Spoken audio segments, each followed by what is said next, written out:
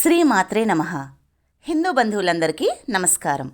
ఈరోజు మనం ఈ వీడియోలో స్కాంద పురాణాంతర్గత కార్తీక పురాణములోని 6వ అధ్యాయము వ్యాధ విముక్తి వృత్తాంతము, దీపదాన మహాత్మ్యము మరియు ద్రవిడ స్త్రీ స్వర్గగమన వృత్తాంతము ఇప్పుడు మనం చెప్పుకుందాం. వశిష్ఠ మహర్షి జనక మహారాజుతో ఈ విధంగా చెబుతున్నాడు. ఓ జనక మహారాజా, వినుము. కార్తీక మాసంలో భక్తితో మాసమంతయు శ్రీహరికి కస్తూరితోనూ గంధముతోనూ పంచామృతములతోనూ స్నానము చేయించువాడు 10,000 అశ్వమేధ యాగముల ఫలమును పొంది తుదకు పరమపదమును పొందుతాడు. కార్తీక మాసములో సాయంకాలంలో హరి సన్నిధిలో దీపదానం ఆచరించువారు విష్ణులోకమును పొందుతారు. కార్తీక మాసమందు దీపదానం చేసిన వారు జ్ఞానమును పొంది విష్ణులోకమును పొందుతారు.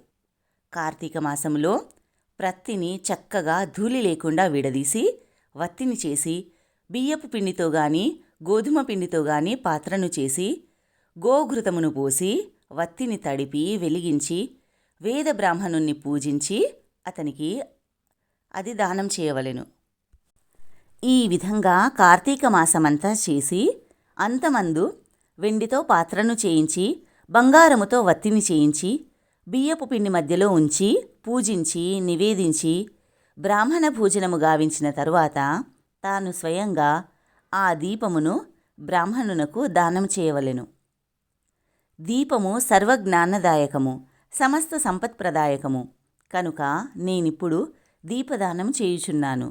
ఈ దానము వల్ల నాకు నిరంతరము శాంతి కలుగుగాక అని పలుకుచూ ఆ దీపమును దానం చేయవలెను. ఈ విధంగా స్త్రీ గాని పురుషుడు గాని కార్తీక మాసమందాచరించినచో అనంత ఫలమును పొందుతారు. దీపమును పెట్టినవారు విద్యను, శాస్త్రఫలమును, ఆయుష్ను, స్వర్గమును, సమస్త సంపత్తులను పొందుతారు.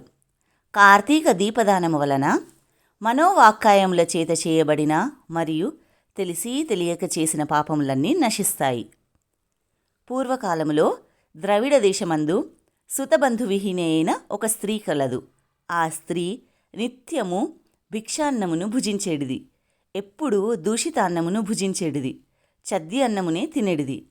నిత్యము ధనము తీసుకొని పరులకు వంట, కుట్టుపని, నూరుట, రుబ్బుట మొదలైన పనులను చేసేడిది. అమ్మకము, కొనుట కూడా చేసేది. ఇలా వచ్చిన ద్రవ్యముతో ఆమె ధనవంతురాలయ్యింది. ఆ స్త్రీ ఎన్నడూ కూడా విష్ణుపాదార విందములను ధ్యానించలేదు. హరికథను కూడా వినలేదు.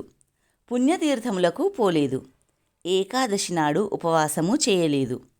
అనేక వ్యాపారముల చేత ద్రవ్యమును చాలా సంపాదించింది. కానీ తాను తినలేదు, పరులకు పెట్టలేదు. ఇలా అజ్ఞానముతో మునిగి ఉన్న ఆమె ఇంటికి ఒకనాడు దైవయోగము వలన శ్రీరంగమునకు వెళ్ళుచున్న ఒక బ్రాహ్మణుడు వచ్చి ఆమె స్థితిని చూసి, అయ్యో, ఈ చిన్నది అన్యాయంగా నరకపాలవుతుంది కదా అని ఆలోచించి ఆమె మీద దయ కలిగి ఆమెతో ఇలా అనెను. చూడమ్మా, నా మాటలను వినుము. ఈ దేహము సుఖదుఖములతో కూడినది. చర్మము, మాంసము, ఎముకలు వీటితో కూడినది. దుఃఖములకు నిలయము. భూమి, ఆకాశము, వాయువు, అగ్ని, జలము అనే పంచభూతముల వలన కలిగినది. దేహము నశించగా పంచభూతములు చూరులందు పడిన వర్షబిందువుల వలె పడి తొలగిపోతాయి. ఈ దేహము నీటి మీద బుడగ వలె నశిస్తుంది. ఇది నిశ్చయము. నిత్యము కాని దేహమును నిత్యమని నమ్ముకుంటివి. ఇది అగ్నిలో పడిన మిడుత వలె నశిస్తుంది. కాబట్టి మోహమును విడువుము. సత్యస్వరూపుడు, భూతములయందు దయకలిగిన వాడైనటువంటి శ్రీహరిని ధ్యానించుము.